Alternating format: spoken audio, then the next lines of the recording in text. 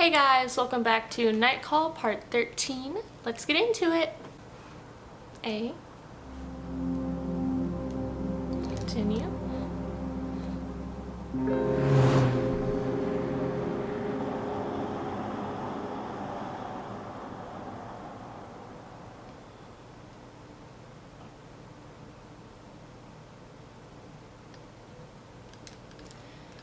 Okay, generic, night 5, 51. Okay, let's see. That was who we clicked on when we started talking to ourselves, so I kind of want to see if that's going to be ourself again, or if that was an actual passenger and we were interrupted by our darker version of ourselves.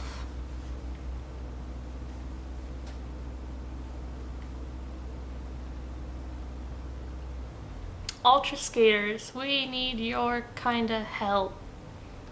Okay.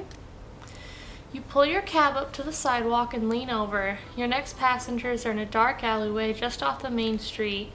They are, how to put it, in disguise as 4 superheroes in spandex suits stretched over their bodies. They remind you of a show from your childhood.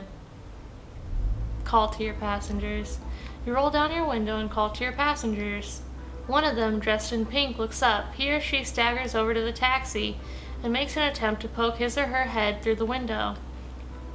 The helmet bangs against the metal frame, and they groan in surprise. You are a driver? Ultra Pink. It's a he, and even with his helmet on, you can smell the stench of booze on his breath. Yeah. He turns around in his pink suit. Hey, guys! Hey! The rest of the group turns around. It's our cab! A yelp of joy comes from the alleyway. All 4 suited passengers get into the car, one after the other. The aroma of beer and piss wafts into the cab. Ooh. Ultra Pink. Okay, man, I'll be brief. We lost Ultra Yellow. We don't know where she's hiding. The one dressed in green starts screaming in the taxi, a deep male voice with a southern accent. We're drunk! Yeah, like we didn't know that already. You want to look for her? We don't want to look for her. We have to find her. Dramatic pause. He extends a shaking finger and points to the roof. Ultra. Oh, shit. I don't feel so good. Yellow is the one with the keys to our hotel room. Ultra Pink clears his throat like it might be a technique for getting the alcohol out of the system quicker. Anyway, you could just drive around the neighborhood slowly. She can't be far. The one in red, silent up till now, raises their head. Yeah, dudes. Yeah, we're gonna look for her. We're gonna find her. And we're gonna get a drink because I'm thirsty. Aren't you, dudes? A woman's voice? Or a teenager? You're not sure. Who's thirsty? Yay, it's filled the cab. Everyone seems up for a drink. No, you're too drunk. What? What do you mean? We barely had anything to drink. Almost nothing. You're gonna puke all over my taxi. Cross my heart, we won't throw up. Actually, we already have, and we never throw up. Make them get out of the cab. Listen, go look for your friend on foot. It'll be easier. I don't accept passengers as drunk as you all are. What gives you the right? Hold on, calm down. He has the right to refuse us, you know. Oh yeah? Says who? French law, I think. You nod. Precisely. Yeah, well, I shit on France. We're the Ultra Warriors. We come from the planet Garagar 5. We come from Bordeaux, not Garagar 5. I don't know. A wave of disappointment floats under their helmets. You don't know how, but Ultra Pink manages to extract each superhero from your car. From beneath their helmets, you can hear the sound of defeat in Ultra Green and Ultra Red's voices. Pink, however, is trying to settle them down. You find yourself alone in the taxi. The 4 of them walk away. From time to time, Ultra Green drops a swear word or an insult. You get back to work. Damn it. I didn't want to have to pay to clean up puke out of my cab at the end of the night because we're trying to save money. But we still should have gotten some sort of money from them, right? We're still driving them. Okay, let me see. I'm focused on money tonight, so I'll just go with whoever's closest.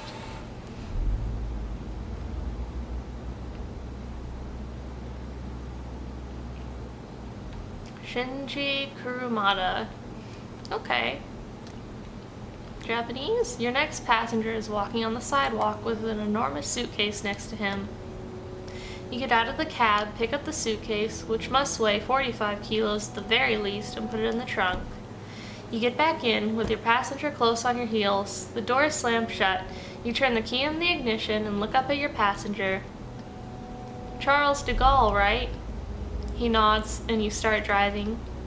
It's still pretty early to be getting on a plane. He must be the type that likes to get there well ahead of time. Japanese? Chinese? You're not sure. You smile. Tourists always have such a magical image of Paris. There's almost no traffic and you're able to drive at a decent speed. Behind you in the rearview mirror, you can see the tip of the Eiffel Tower start to appear.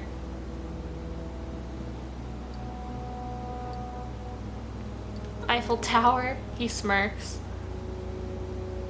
Japanese, Japanese, Japanese kanji. His tone leads you to believe he thinks it's ugly. You don't like it? He keeps staring at you with an annoyed expression. He obviously doesn't understand. Japanese, Japanese, Japanese kanji! His voice is frank with a dose of exhaustion. Japanese, Japanese, Japanese kanji. Japanese. Japanese, Japanese! Okay, it's Japanese. You're sure now. Japanese, Japanese, Japanese. Imagine if I could actually read that. How fucking dope would that be? He imitates the sound of a plane taking off. Oh, I guess he's late. Japanese, Japanese, Japanese! You think he may have recognized the name of the airport. Airport? Japanese, Japanese, Japanese! Airport! He nods. Japanese, Japanese! He turns away so vehemently. You understand he wants to be left in peace. He wants calm and silence. You hear him mumbling to himself. His voice is deep and heavy. Japanese. Japanese. Japanese. Why do I feel like I'm a Pokemon? Squirtle, Squirtle. Squirtle. Pikachu! Squirtle. He takes a short pause to swallow his spit. Japanese, Japanese, Japanese, Japanese, Japanese. Japanese, Japanese. Say nothing. Japanese! The tone of his voice makes you think he's making a list of all the things he hated.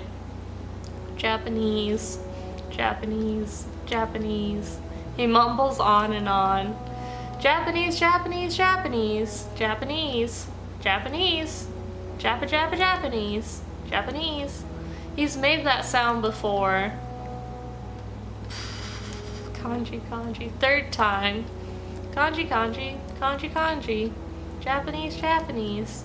You immediately recognize the word. Versailles? Japanese! Versailles! Japanese! He bursts out laughing. Japanese! Japanese! I can't with this. He glances at you. Japanese? You don't understand. Japanese. Japanese, Japanese. You get the impression he wants you to repeat what he's saying. Repeat. Mo wa shinderu. I don't know. He nods. Okay. Japanese, Japanese. He falls back into his seat, his eyes closed. He doesn't want to speak to you anymore. Thank God. You've had passengers who didn't speak any French before, but this one seems furious. Maybe he didn't like Paris. Maybe he prefers Tokyo. You smile. For a second, you imagine yourself as a taxi driver in Tokyo. businessmen, well-dressed high schoolers, those Japanese mobsters. What are they called again? Leave them alone. Yakuza. You keep driving. You think about the movie you saw during your hospital stay. A black American soldier on the run who starts hanging out with some sort of bum who was a huge jazz fan. It was a singular movie, incredible. It made a real impression on you. The title was, no, you can't remember the title, and how could you possibly describe it to your passenger? Impossible. What a shame you can't speak his language. What a shame not to understand him, not to be able to talk to him about it. You sigh. Maybe later you'll have time to learn Japanese. It's probably hard, not the same alphabet, not the same letters, but then again, your parents could read in Arabic and write in French. So you could too? Yes, later, you'll have time. And then, here you are at the airport. A heap of ramps and tunnels brings you to the drop-off zone. You pull to a stop and your client wakes up. He notices the airport, a few taxis, your own fatigue. He starts talking peacefully in a soft voice. Japanese. Japanese. Japanese. Japanese, Japanese, Japanese. Japanese. Japanese, Japanese. He shakes his head. Okay, Japanese. He pays his fare with a twinge of shame. You get out of your taxi and help him get his suitcase out of the trunk. Well, I wish I knew what that was all about. It weighs a ton. He thanks you with a sad look of defeat. He grabs onto your sleeve as you try to get back in your car. Japanese. You nod very slowly. Me too. He looks you over slowly from head to toe. When he starts speaking again, his voice is monotone and completely void of emotion. Japanese. Sayonara. Something inside you resonates like you understood what he just said. Japanese. 19 Japanese. He lost someone, his wife maybe? He looks upset. Japanese, Japanese, Japanese. He shakes his head. He should have come with someone. So much Japanese. If only you could understand him. Oh my god. He bows. When he straightens up, his eyes are misty. You don't know why, but it seems normal to reply. You're welcome. He walks away with his huge suitcase. Without looking back, your passenger goes into the airport. The sliding glass doors close behind him. You start to realize the airport is waking up all around you. A woman who must have been a Viking in another life is pushing a floor waxer across the tiles in the entryway just below the heating vents. A fellow driver waves as he's leaving the drop-off zone. A plane, maybe the first one of the day, appears in the sky. You get back in the taxi. For a minute, you rub your freezing hands together to warm them up. Just a few seconds before driving off. Okay. That was okay. Okay, let's see. Alright, I'm gonna end that part there, you guys. Thank you so much for watching part 13 of Night Call, and I will see you in the next one.